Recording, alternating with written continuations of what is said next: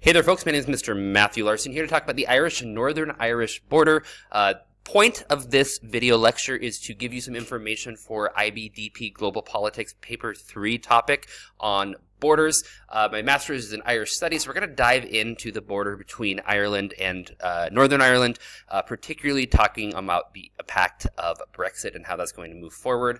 A lot of the information in this video is really coming from Katy Haywards' paper, The Pivotal Position of the Irish Border and the UK's Withdrawal from the European Union, 2018, working at Queen's University, Belfast. So one of the leading institutions in terms of issues relating to Ireland and Northern Ireland. So it's really going to be the focus of this paper. A lot of it's coming really from here.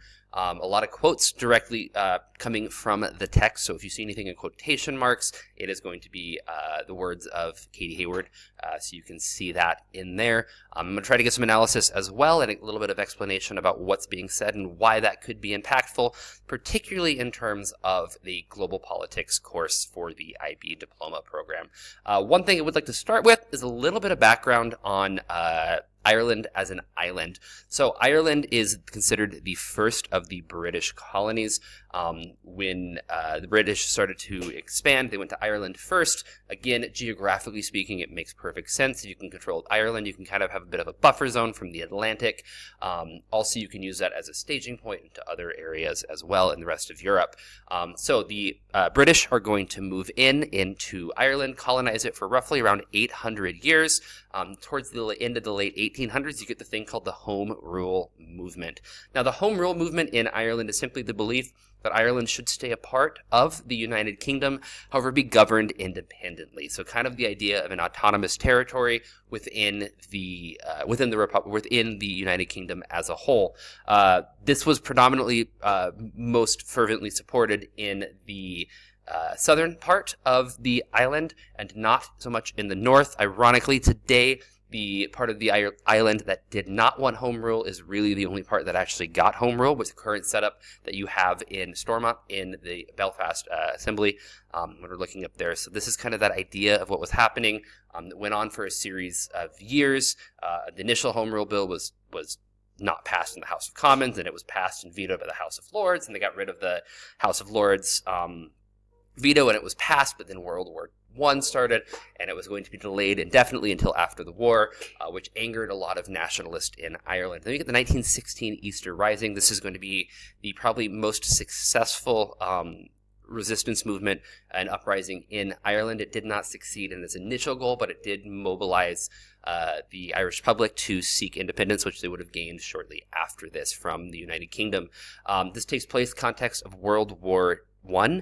You've got a number of individuals who are Irish fighting for the British in World War I.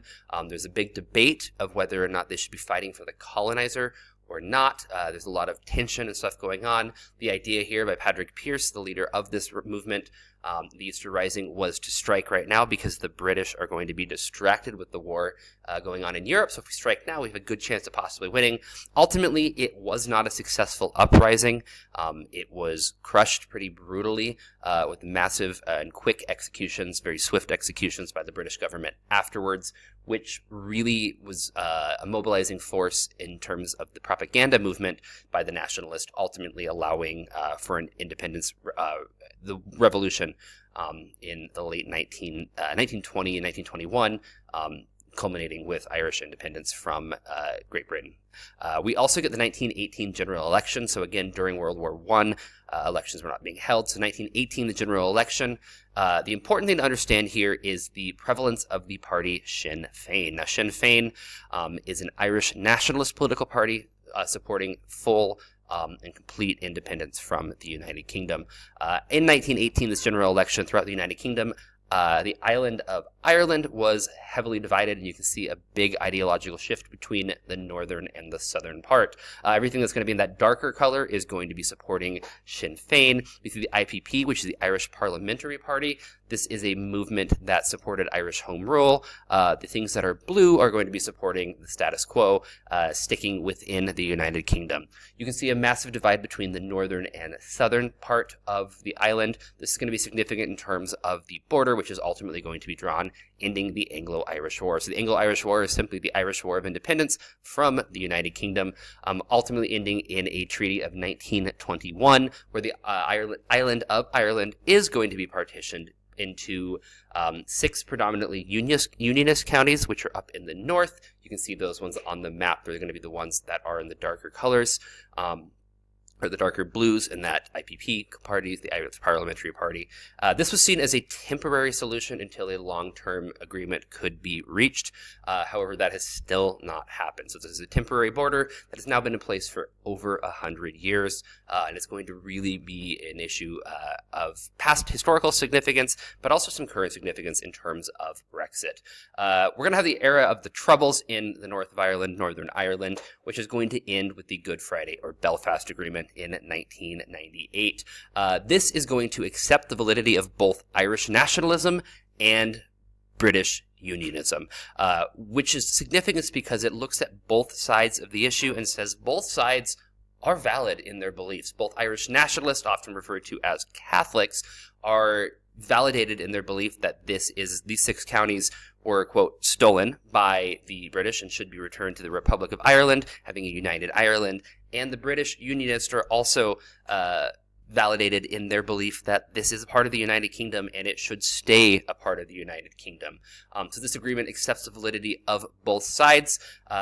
One of the impacts and significance of this, according to the article that was referenced at the beginning, was that this weakens the, quote, violent potential of the region and of the border. Of course, when you have 2 sides, one side stating that this is stolen land, the other side stating that this is not stolen land, of course that border is going to be very, very significant. This kind of weakens that because it accepts the validity of both sides of the argument, and it is a step towards, quote, positive peace. Now, again, positive and negative peace was discussed when we in the peace and conflict unit of the course. So positive peace is where you remove those systematic barriers. You get rid of that Latin conflict and you're setting up a system of peace. Ulster is simply the northern region of Ireland. So there are more than 6 counties in Ulster. However, in this case, we're referring to these 6 counties of the north. Now, introduction is Brexit. So the United Kingdom decided to leave and voted to leave the European Union in, I believe, 2016 and break apart. Now, as a result of that, they had to come to some form of agreement. Now, the United Kingdom, for the most part, does not have a land border with the European Union. They do have a land border with the European Union in terms of the northern part of Ireland.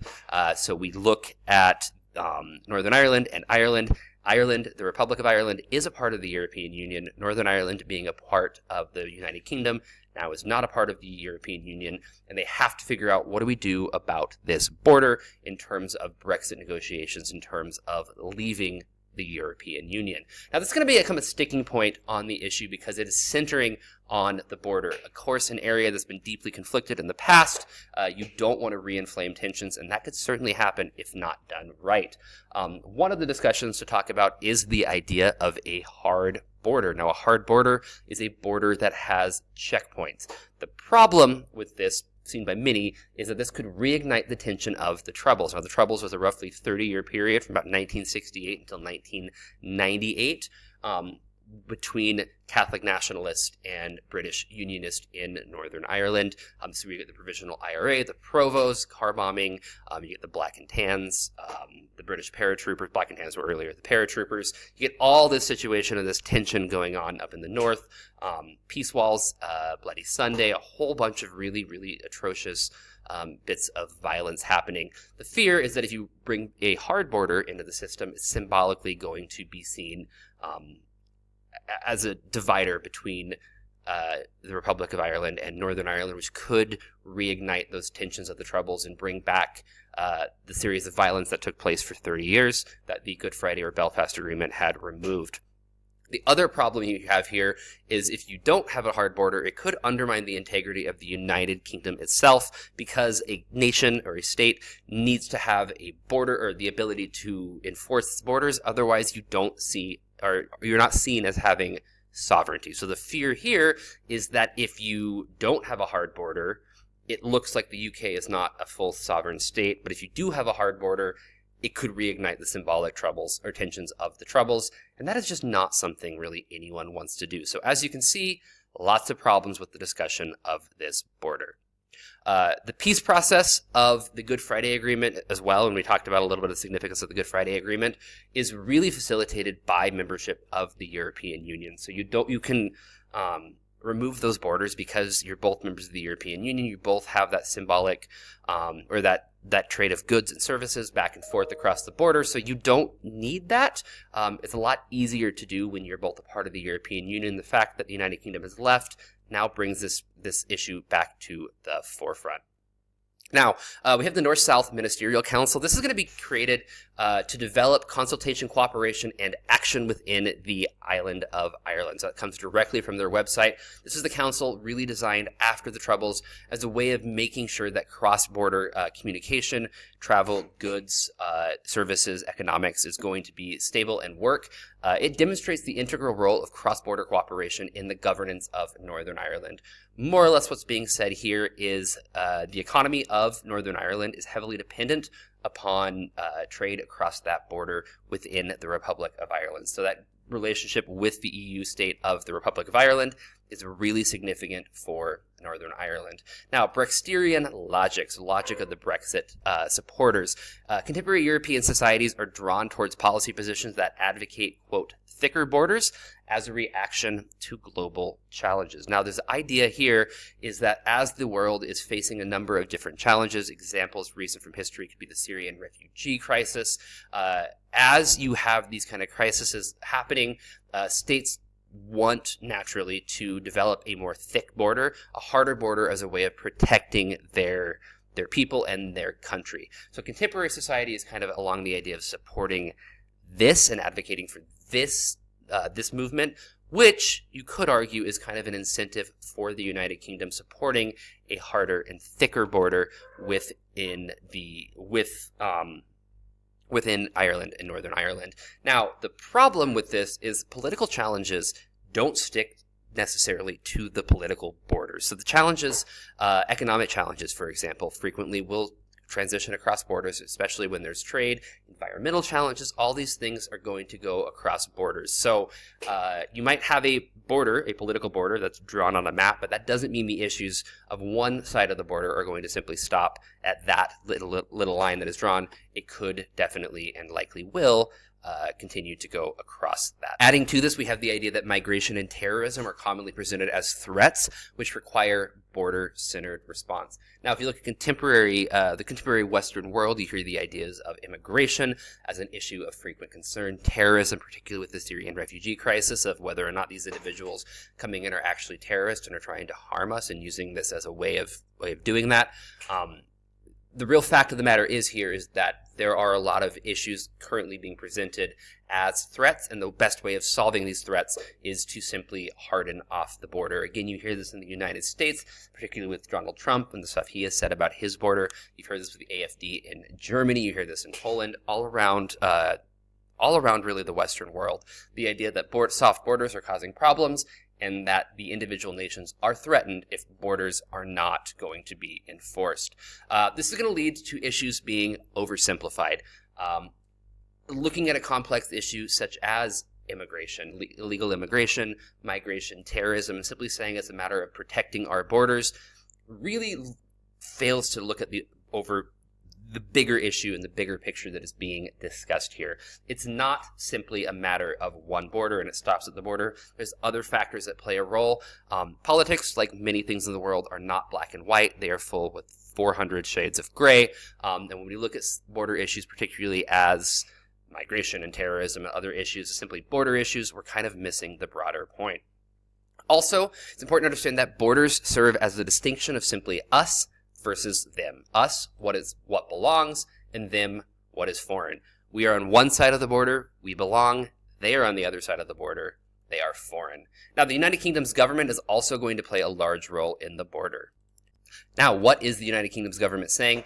One, the argument being presented in this paper is that the UK has a lack of the appreciations of the 4 freedoms of movement across the borders of the UK. So again, with the free, unrestricted travel within the European Union, It establishes the free travel of goods, services, capital, and people, and that the United Kingdom, in negotiating its deal with Brexit, is ignoring these individual issues. It's not really understanding the significance of the exchange of goods and services and capital and people across the border, and that restricting these is going to hurt, particularly in Northern Ireland. Also, to establish, even discuss the possibility of establishing a hard border between the Republic of Ireland and Northern Ireland is kind of negating the fact that Northern Ireland is depending largely upon these individual facts to continue to keep going. The lack of understanding of the contested nature of the border and its connection to the peace process also remains prevalent in Great Britain. So people in Northern Ireland tend to understand this a lot better because they lived it, or if they didn't live it, people they know and live with lived it. People in the United Kingdom, or actually not the United Kingdom, island of Great Britain, are a little bit disconnected from this because it was something that happened in a different land. They didn't experience it the same way. Therefore, it can lead to this kind of oversimplification of the issue. It's important to understand that by definition, borders are multifaceted. It's not simply a line that is drawn on paper. There's a number of factors that play a role in that. So we look at literal issues such as the border crossing here in the North and Republic of Ireland. You could look at the borders that splits between Pakistan and Afghanistan, where you've got the Pashtuns on either side not really respecting that border because ancestrally it's not there. You've got the Kurds, again, an ethnic group that doesn't have a state and is divided amongst a number of different borders. Borders are not simply lines on paper. They're a lot more complex, and it's important to understand that when we're talking about global politics. Also is the idea that borders construct and reproduce categories of socio-spatial and cultural differences. So again, if we're looking at Northern Ireland, it's the idea that if one side of the border you are British and you should act British, the other side you're Irish and you should act Irish. And the reality is, people don't change that much from one place to another, particularly somewhere in a close area. Borders are kind of the argument here, is this is a bit of an abstract human invention versus something that is truly defining of individuals. It's also another important thing to understand that borders can be exploited to both transform and fix territory, security, identities, emotions, and memory. The idea here is that politicians who are savvy can use the idea of borders to get what they want from their people. And this is something that could be done by either side of the border in Northern Ireland and Ireland for their own political gain. Good examples of this would be the refugee crisis of 2015, Syrian refugees predominantly leaving the Middle East, trying to get into Europe where they have safety and the opportunities of economic development, and just not dying. This happens both in the UK and the EU. They're going to start to harden their borders in response to the refugee crisis, hardening them in different ways. And we see, and that's just a good example of borders being exploited for security reasons. Moving on, we have the 1998 agreement, is Belfast Agreement or the Good Friday Agreement, which really is important because it upholds the contradictions of the border. States two different things. That one, the border is an ideological divide. If you are a nationalist, you don't think this border should exist. If you're a unionist and you support the United Kingdom, this border is very crucial and it should be here. However, it's also a point of integration because people on either side are going back and forth, and it shows how the island of Ireland really can have unity even if there is a political divide. This gets into the question of customs barrier and security frontier. Factually speaking, around 28% of the island of Ireland lives in Northern Ireland. So a significant portion of Ireland, the island, is in the north. However, when you look at the United Kingdom as a whole, only 3% of their population is in the United Kingdom. Now, this could lead to a number of different issues in terms of how focused the United Kingdom is on Northern Ireland versus Ireland as an island focusing on Northern Ireland, the impact, political differences, a lot of different things you could look at there. Borderlands, though, do have particularly dire consequences from severing of close social economic kinship ties that ran across the county that was previously unified. When the border was designed, as I said, it was a temporary solution that has gone around and lasted for over 100 years. So you have farms that are divided, one farm from another farm. People that have worked back and forth with one another now on one country versus another country. Again, it's kind of this idea that borders are not the simple issue. If you just look at a border and, hey, it's a line, you respect this line. It's a lot more complex, and this is really talking about that, particularly in terms of Ireland and Northern Ireland. You do get the Common Travel Agreement that comes about in 1923, which allows travel between the Irish Free State, which was the original name of an independent Ireland. It was still a part of the United Kingdom. They had an oath of allegiance to the king. However, they weren't totally controlled in the same way they were before, and Northern Ireland, which had the same kind of system, fully a part of the United Kingdom. So the 1923 agreement, this is before the European Union, it allows for free travel. So if you're going from Belfast and you want to go to Dublin, you don't have to cross a border. You are just free to go, just like you can in a modern European Union. We're going to the Ireland Act of 1949, which is, again, post-World War II, so a bit of a different kind of setup in the world at this point, which states in the United Kingdom that in Ireland is not a foreign country in the terms of legal purposes. So again, kind of reiterating this importance of travel across the border. There is going to be passport checks in the border from World War II up until 1952. Again, remember the Republic of Ireland was not a part of any of the sides during World War II. They were independent. You have the United Kingdom joining, as we were well aware. So Northern Ireland was a part, so they had this border checkpoint to make sure really about security on either side of the issue. We also get the IRA's border campaign. This happens right before the Troubles, trying the IRA, or Irish Republican Army, going to come about and have the idea of basically causing chaos along the border, attacking police and military institutions as a way of trying to use violence as a means of bringing about a united Ireland. This is going to raise anxieties among the Unionists in the region because they're afraid of, if this can happen here, how might this spill out? We don't want to be a part of a full-on civil war. The Troubles lead to a heavy border fortification because there's a lot of conflict going on. Both sides are going to be blocking off cross-border roads, destroying bridges. And this is really going to exacerbate the problems of the border communities because they do rely on one another, even though there is a national border defining the country or dividing one side from another side. They really rely on each other. So getting rid of this is problematic. Good Friday Agreement goes and allows, again, for the free trade and its travel of goods and services and people back and forth. The last British military watchtower at the border was removed in 2006, which, again, doesn't mean a lot in terms of actual, hard issues, but it is very symbolic, and that's going to play a large role. European integration plays a large role. So as we've talked a little bit before, common membership between Britain and and Ireland and the EU means they have a shared acceptance of the consensual approaches to matters of common concern. They're both a part of the same economic union. The issues that are happening in Britain are the same issues happening in Ireland. Therefore, they have similar issues. They're going to work together. This EU integration is going to detoxify the very notion of cross-border cooperations. So you can't have people on either side exploiting the border. We must have a hard border. We must have this, because it's not an issue. Because within the European Union, you can travel from one side to another, one border through another, and not have any stops. So it's really not an issue in a place that has a history of being so divided. Getting rid of one of the things that can cause that division is very, very good, and it can bring about peace. Now, key challenges because of Brexit. Number one is a customs regulation. How do you go about and establish a customs regulation? Do you have customs checkpoints at the border between Ireland and Northern Ireland? Do you have no custom borders there, but then have customs imports become Northern Ireland and the rest of the United Kingdom, because there's no land border? How do you go about and do this? It's going to be an issue. There is a competitive disadvantage for the people in the north of Ireland because there is a imbalance of trade between what's made in Northern Ireland going into the Republic of Ireland versus what's made in Northern Ireland going somewhere else. So 55% of manufactured exports in Northern Ireland enter the Republic of Ireland. This cross-border market is worth £5.5 billion. Again, this is, I believe, a 2018 article, so that number would have shifted a little bit. However, the impact is still there. Of this trade, Northern Ireland is the net beneficiary, so they're gaining 3.4 billion of those pounds are going into Northern Ireland, versus the remainder going into the Republic of Ireland.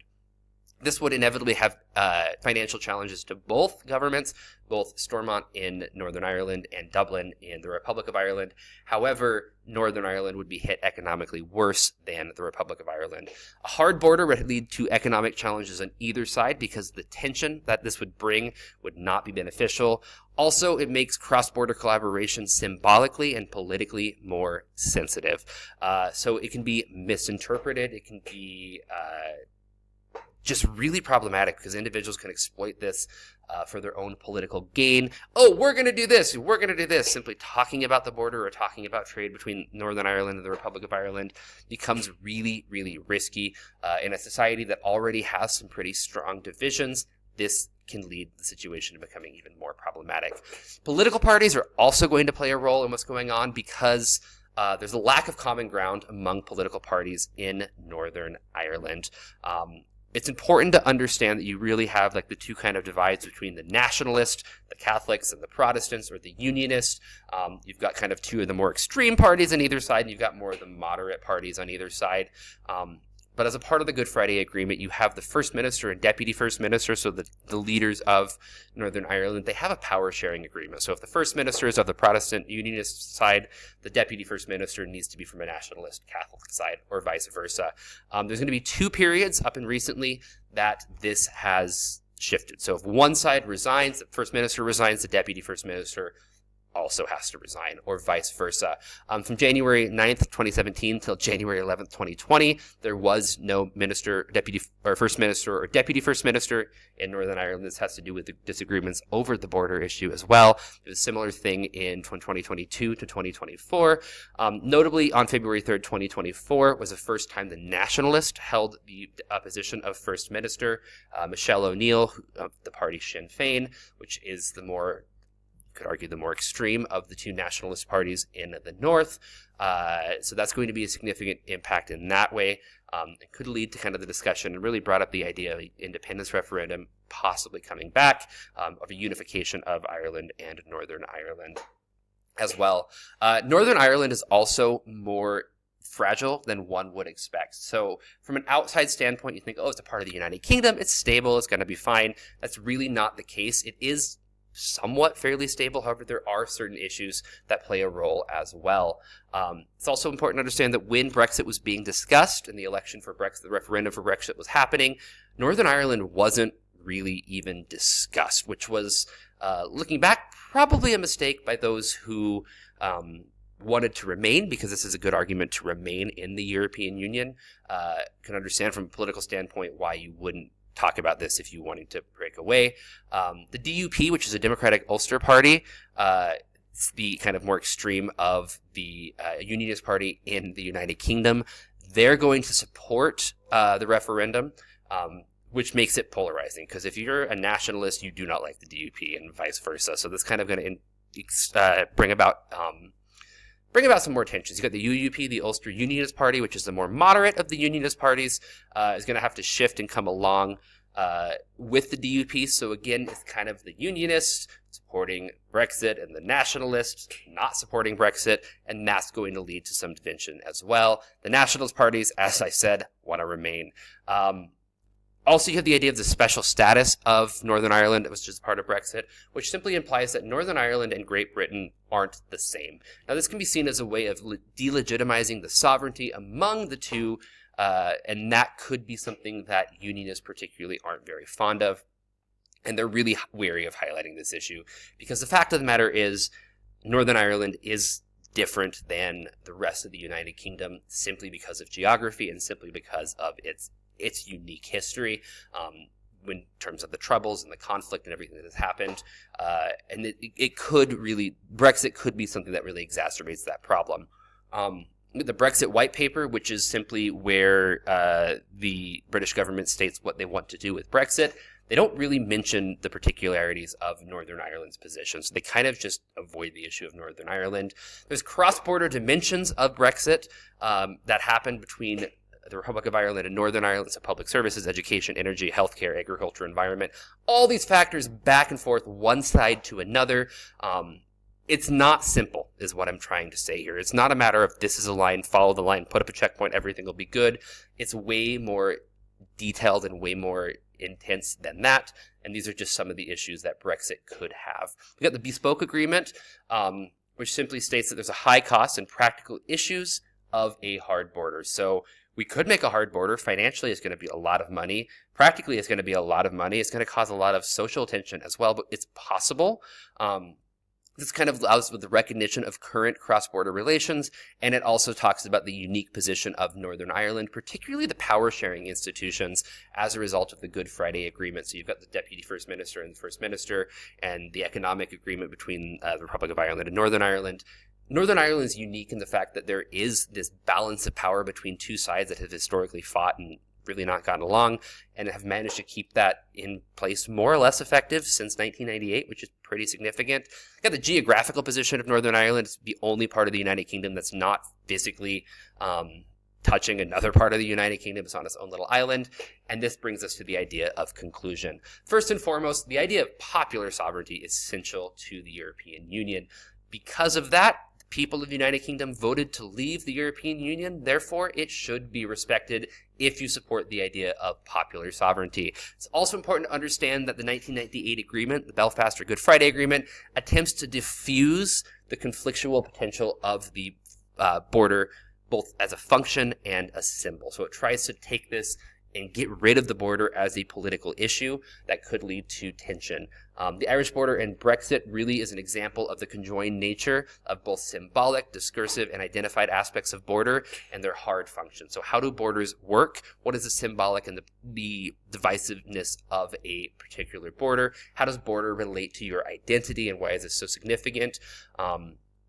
Also, it's really hard to avoid a hard border while also upholding the legal order, which kind of bears the question of, is there a new way of looking at this in the 21st century? How can technology be utilized to allow the people of Northern Ireland to really uphold their sovereignty and to support what the United Kingdom voted for in leaving the European Union, but also make sure that the tensions that come around with the border aren't brought up as well.